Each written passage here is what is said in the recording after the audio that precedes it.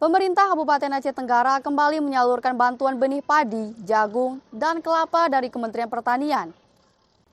PLT Sekretaris Daerah Yusrizal ST mengatakan bantuan yang disalurkan Minggu 12 November 2023 merupakan kelanjutan penyaluran bantuan bagi korban banjir Agustus lalu. Kita mendengar tadi juga ada dari aspirasi beliau juga yang akan diturunkan kepada masyarakat Kabupaten Tenggara tadi senilai hampir kalau tidak salah 32 miliar.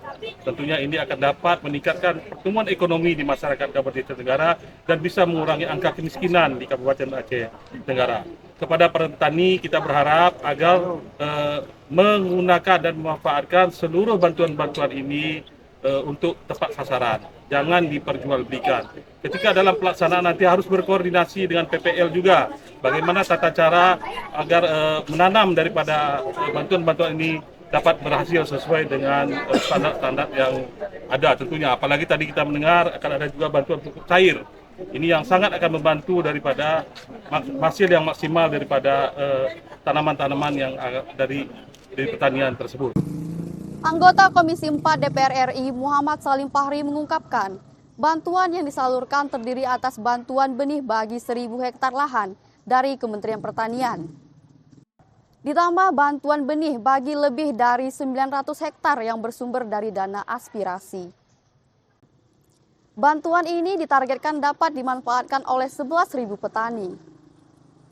Hari ini kita membagikan secara simbolis bibit padi seluas 1.000 hektar dan nanti ditambah dengan aspirasi saya 909 hektar.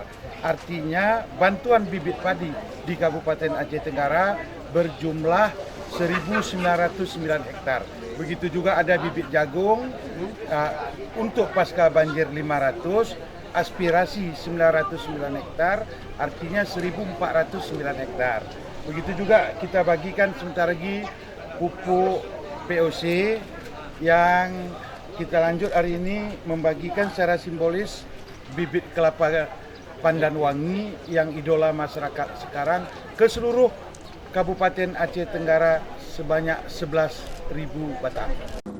Penyaluran bantuan benih dilakukan dalam bentuk penyerahan benih kepada ketua kelompok tani yang berasal dari 9 kecamatan di Aceh Tenggara.